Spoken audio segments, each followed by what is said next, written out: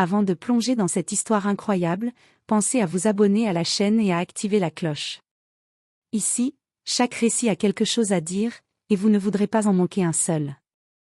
Dans la petite ville de Harrison Creek, la routine semblait toujours paisible. Les habitants se saluaient dans les rues, les enfants jouaient dans les parcs et tout le monde se connaissait. Mais derrière cette apparente tranquillité, certaines vérités restaient trop longtemps ignorées. Lila Johnson, 16 ans, roulait doucement dans son fauteuil roulant sur le trottoir du centre commercial. Son handicap moteur ne l'empêchait pas d'affronter la vie avec courage et sourire. Elle portait son sac à dos rempli de cahiers et de crayons, prête pour une nouvelle année scolaire. Sa peau noire brillait sous le soleil de l'après-midi, et ses yeux reflétaient à la fois douceur et détermination. À quelques mètres, Margaret Caldwell, femme blanche d'une cinquantaine d'années, observait Lila avec mépris. Margaret était connue dans la ville pour son arrogance et ses jugements hâtifs, surtout envers les personnes différentes d'elle. En voyant Lila, elle sentit monter en elle une colère irrationnelle. Margaret s'approcha, son regard dur et ses lèvres pincées, prête à humilier cette jeune fille devant tout le monde. Les passants pressentent déjà que quelque chose de désagréable va se produire, mais peu osent intervenir. Lila, innocente et confiante, ne savait pas encore que ce jour changerait sa vie et celle de Margaret à jamais. Ce simple trajet au centre commercial allait devenir le théâtre d'une leçon de vie inattendue. Lila entra dans le centre commercial, ses roues roulant doucement sur le carrelage brillant. Les enfants riaient dans les allées et le parfum sucré des glaces flottait dans l'air. Elle avançait avec précaution, regardant les vitrines colorées et souriant à quelques passants qui la saluaient. Mais à l'instant où elle passa près d'une boutique de vêtements de luxe, une voix froide et tranchante l'interpella. « Regarde-moi ça !» dit Margaret Caldwell, ses yeux plissés d'un mépris évident.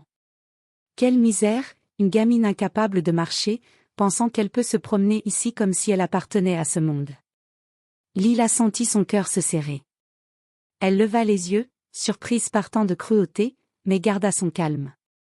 Margaret s'avança encore, attrapant le bras de Lila avec une force déplacée pour la dévier de son chemin. « Tu devrais rester chez toi, à ne rien faire, au lieu de salir nos magasins avec ta présence. » Les passants se figèrent. Certains détournaient les yeux par gêne, d'autres murmuraient entre eux, choqués par la scène. Lila, pourtant vulnérable, ne céda pas. Ses mains crispées sur les accoudoirs de son fauteuil, elle répondit doucement. « Je ne dérange personne, madame. Je veux juste acheter mes affaires pour l'école. » Mais Margaret éclata de rire, un rire cruel et sec qui résonna dans le hall du centre commercial. « Regarde-moi ça. » Même sa voix est arrogante, comme si elle avait droit à quelque chose. Lila sentit les larmes lui monter aux yeux, mais elle refusa de pleurer devant cette femme. Son courage silencieux commençait déjà à attirer l'attention d'autres témoins. C'est à ce moment qu'un jeune employé du centre commercial, Ethan Parker, s'approcha, fronçant les sourcils.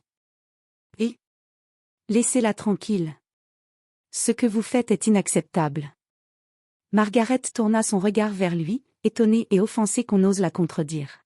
« Et qui es-tu, toi? Un petit employé qui croit pouvoir me donner des leçons ?» Mais Ethan ne recula pas. Il sortit son téléphone et commença à filmer la scène, tandis que les passants commençaient à murmurer et à s'attrouper autour de la confrontation.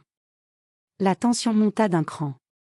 Margaret sentit un frisson d'inquiétude, mais son arrogance était plus forte que sa peur.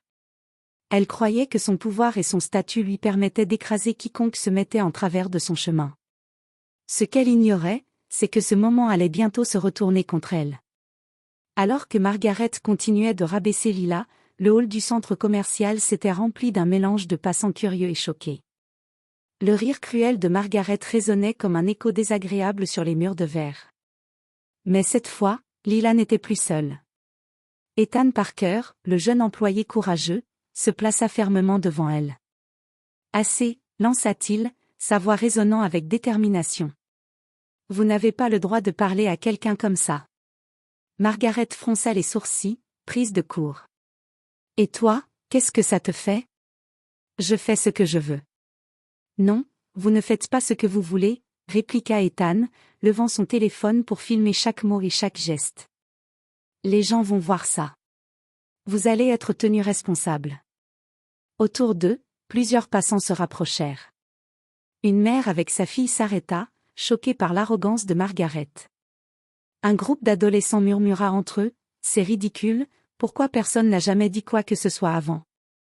Puis une voix plus ferme et posée s'éleva derrière le groupe. « Margaret Caldwell, ça suffit. » C'était Mrs. Thompson, une femme respectée de la communauté, connue pour son engagement envers les jeunes et les familles du quartier. Elle s'avança avec assurance, fixant Margaret droit dans les yeux. « Vous pouvez continuer à humilier cette jeune fille si vous voulez, mais sachez que nous ne resterons pas silencieux. » Le visage de Margaret se crispa. Pour la première fois, elle sentit un poids de désapprobation réel autour d'elle. Les passants commençaient à murmurer à voix haute, certains exprimant leur soutien à Lila, d'autres dénonçant ouvertement l'attitude de Margaret. Lila, immobile dans son fauteuil, observa la scène. Elle sentit un souffle d'espoir. Elle n'était plus seule face à cette humiliation. La solidarité se manifestait autour d'elle, et elle comprit que le courage n'était pas seulement personnel, il pouvait inspirer et mobiliser les autres. Margaret, elle, sentit son arrogance vaciller. Elle tenta un sourire forcé, mais il ne trompait personne. L'étau social se resserrait autour d'elle, et elle commençait à comprendre que cette humiliation publique allait se retourner contre elle. Le hall du centre commercial était désormais rempli de murmures et de regards curieux. Les passants, autrefois hésitants, se rapprochaient de plus en plus, formant un petit cercle autour de Lila et Margaret. L'ambiance avait changé, ce n'était plus seulement une confrontation individuelle, c'était devenu un acte collectif de résistance contre l'injustice. Mrs. Thompson s'avança au centre, posant une main protectrice sur l'épaule de Lila. « Vous ne méritez pas ça, ma chère. Ne laissez pas cette femme vous intimider. » Margaret sentit son visage rougir de colère et de honte. Elle essayait de trouver un mot, une attaque, mais chaque murmure autour d'elle sapait sa confiance. Même Ethan, le jeune employé, ne reculait pas. Il filmait toujours, documentant la scène pour que le monde voie la vérité. Une autre voix s'éleva derrière le cercle, celle de Jamal Reed, un père de famille du quartier. « Vous avez dépassé les bornes, Margaret. Ce n'est pas seulement une jeune fille, c'est une personne avec des droits. Vous devez partir. » Margaret secoua la tête, incapable de contrôler son irritation. « Et vous, qui êtes-vous pour me dire ce que je dois faire? Je peux parler à qui je veux. » Mais la communauté ne recula pas. Les clients s'étaient regroupés, certains montrant leur désapprobation par des gestes, d'autres par des mots. Les murmures se transformaient en critiques ouvertes. Même des employés des magasins voisins observaient, choqués par l'arrogance de Margaret. Lila, assise dans son fauteuil, sentit un étrange sentiment de puissance. Elle ne bougeait pas, ne criait pas, mais sa simple présence, sa dignité intacte, semblait inspirer tous ceux qui l'entouraient à défendre ce qui était juste. Margaret, désormais isolée au centre de l'attention, commença à perdre le contrôle. Chaque tentative de répliquer était étouffée par la voix collective de ceux qui refusaient de tolérer son comportement. Elle sentait la colère se transformer en humiliation, exactement ce qu'elle avait essayé d'infliger à Lila. Et tandis que les caméras des téléphones continuaient de filmer, Margaret comprit, pour la première fois, que ses actions n'étaient plus cachées. Le pouvoir qu'elle croyait avoir s'évanouissait devant la solidarité et le courage de la communauté. La vidéo tournée par Ethan avait commencé à circuler sur les réseaux sociaux avant même que Margaret ne quitte le centre commercial. Les images montraient clairement son arrogance, ses mots cruels et son traitement humiliant envers Lila. Rapidement, la publication devint virale. Des centaines de commentaires affluaient, indignation, soutien à Lila, condamnation ferme de Margaret. Margaret, de retour chez elle, alluma son téléphone et tomba sur la vidéo. Son cœur s'accéléra lorsqu'elle vit le nombre de vues et de partages exploser en quelques minutes. Les notifications défilaient à une vitesse effrayante. Ses collègues, ses amis et même certains membres de sa famille avaient vu la scène. La honte la submergea. Elle se souvenait encore des rires cruels et des murmures dans le centre commercial, mais maintenant, ces murmures étaient multipliés par des milliers de voix en ligne. Margaret tenta de rationaliser, ce n'est qu'une jeune fille, ce n'est pas si grave. Mais le sentiment d'impuissance ne la quittait pas.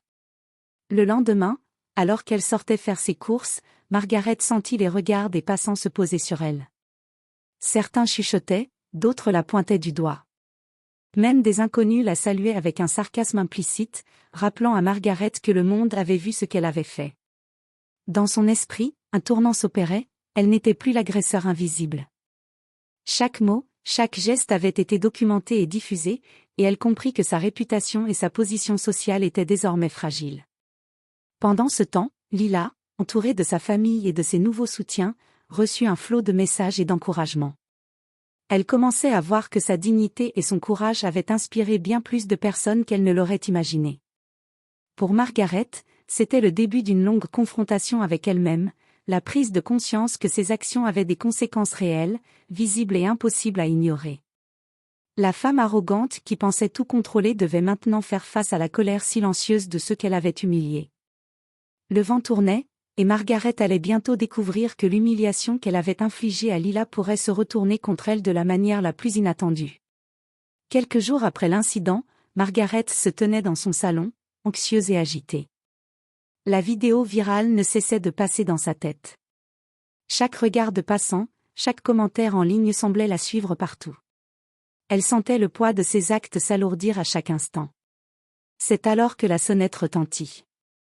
Margaret fronça les sourcils. Qui viendrait à sa porte maintenant?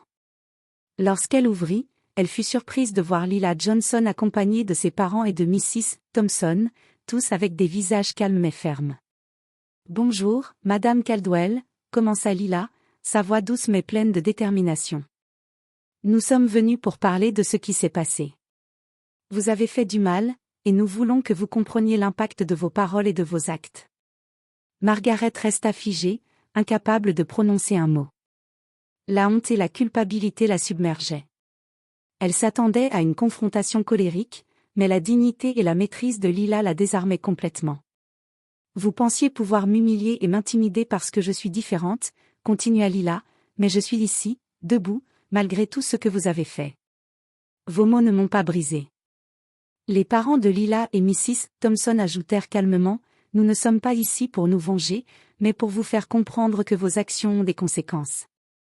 Vous devez réfléchir à ce que vous avez fait et comment réparer le mal causé. » Margaret sentit les larmes lui monter aux yeux. Jamais elle n'avait été confrontée à ces actes de manière si directe, si honnête. La culpabilité la rongeait. Je ne voulais pas, balbutia-t-elle, ses mots se perdant dans le silence. Lila la regarda attentivement, sans l'aimer avec fermeté. Vos excuses seules ne suffisent pas, Madame Caldwell. Vous devez comprendre et agir pour que cela ne se reproduise plus. C'était un moment crucial, la confrontation directe, où Margaret devait faire face à la réalité de ses actes et à la dignité de sa victime. Pour la première fois, elle comprenait que l'humiliation qu'elle avait infligée à Lila ne pouvait être effacée par de simples mots.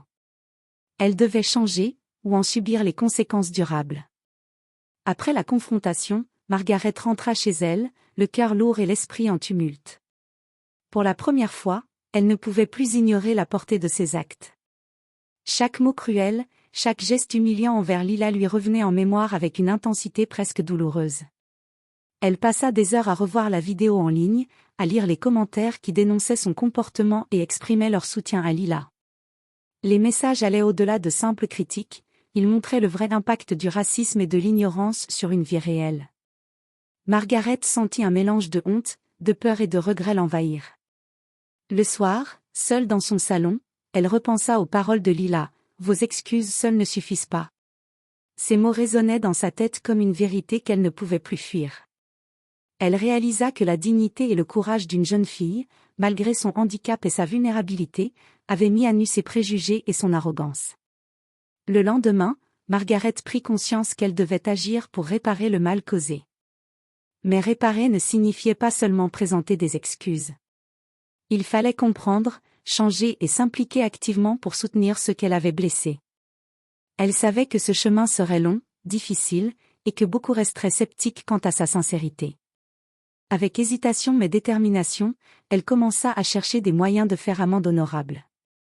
Elle contacta Mrs. Thompson et proposa de participer à des activités communautaires en soutien aux jeunes et aux personnes handicapées.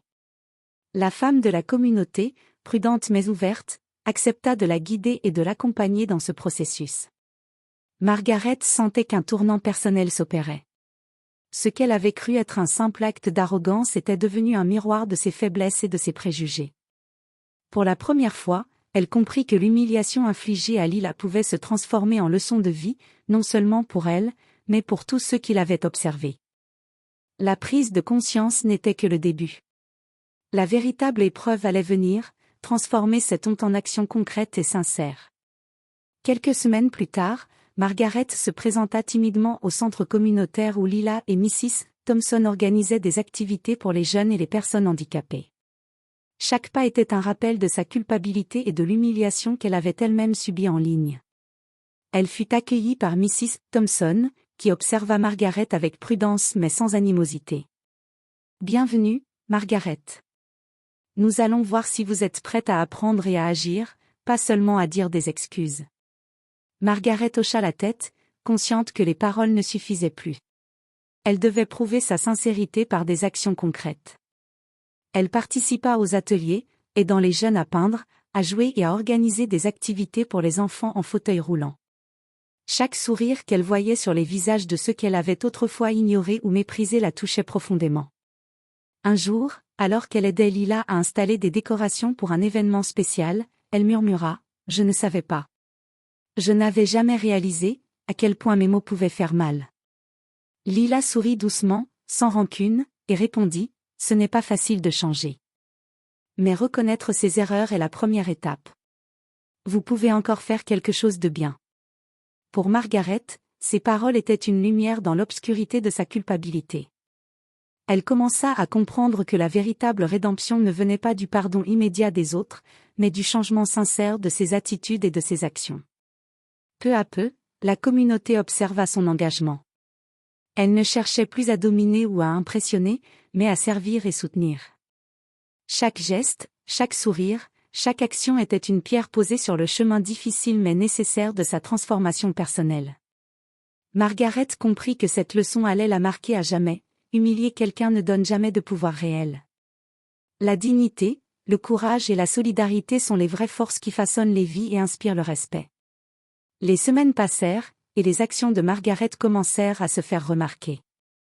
Les habitants de Harrison Creek, d'abord sceptiques, virent qu'elle ne se contentait plus de paroles. Elle participait régulièrement aux activités pour les jeunes et les personnes handicapées, aidant à organiser des ateliers, à distribuer du matériel scolaire et à soutenir les familles dans le besoin.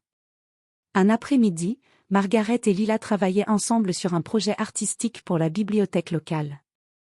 Des enfants, certains en fauteuil roulant, d'autres non, riaient et partageaient des histoires pendant qu'elle peignait des fresques murales. Margaret, observant la scène, ressentit pour la première fois une satisfaction sincère et pure. Elle contribuait à créer un environnement où chacun se sentait accepté et valorisé. Une résidente de la ville, Mrs. Green, s'approcha et dit « Je dois admettre, Margaret, je ne pensais jamais voir ce jour. Mais ce que vous faites ici est réel.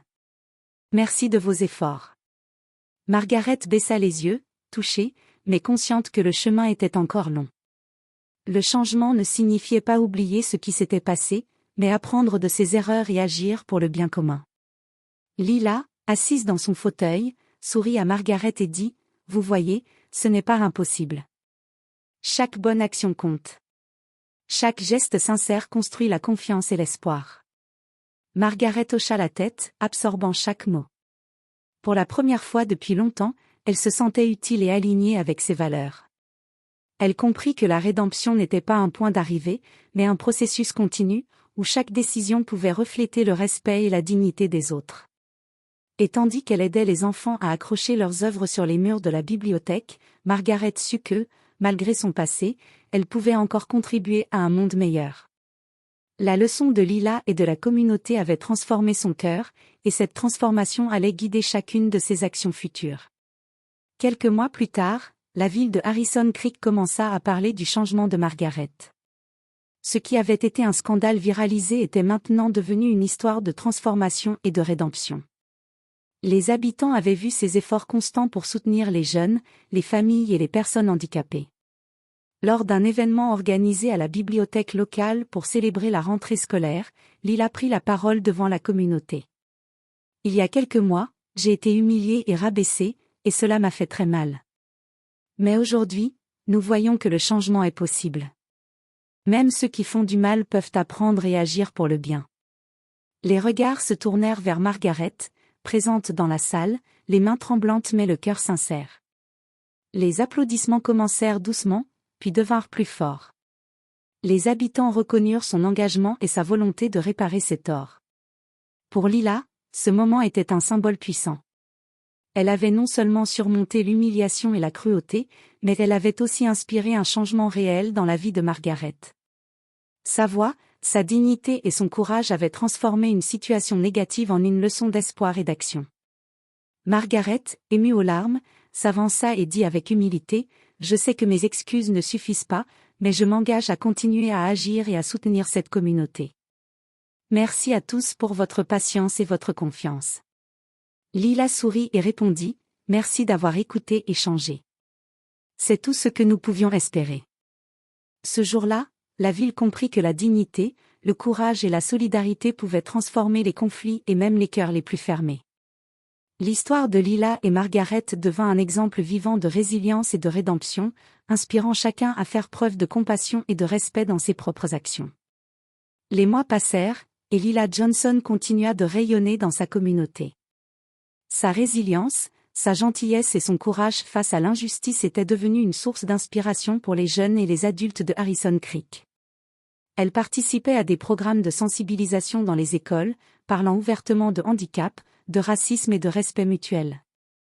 Quant à Margaret Caldwell, sa transformation personnelle se consolidait. Les actes de rédemption qu'elle avait entrepris n'étaient plus perçus comme des gestes isolés, mais comme un engagement sincère et durable. Chaque événement communautaire où elle contribuait témoignait de sa volonté de réparer ses erreurs et de soutenir ceux qu'elle avait autrefois humiliés. L'histoire de Lila et Margaret devint un symbole puissant dans la ville, un rappel que même dans les moments les plus sombres, la dignité et la solidarité peuvent inspirer le changement. Lila avait montré que la force ne réside pas dans la vengeance ou la haine, mais dans le courage de rester soi-même et de défendre ce qui est juste. Margaret, elle, avait appris qu'aucune position sociale ni aucun privilège ne donne le droit de rabaisser autrui, et que la vraie grandeur réside dans l'humilité et le service. Un jour, en se promenant dans le centre communautaire, Lila vit Margaret aider un groupe d'enfants à peindre une fresque. Elle sourit, sentant que la leçon avait été apprise. La haine avait été transformée en compassion, l'humiliation en humilité, et la peur en respect. Ainsi, la ville de Harrison Creek comprit une vérité simple mais profonde, la dignité et le courage ont le pouvoir de transformer non seulement la vie de ceux qui les possèdent, mais aussi celle de ceux qui ont appris à changer. Et dans ce petit coin du monde, une jeune fille noire handicapée et une femme autrefois arrogante avaient ensemble montré que même les cœurs les plus fermés peuvent s'ouvrir, et que l'espoir peut naître là où l'injustice avait régné.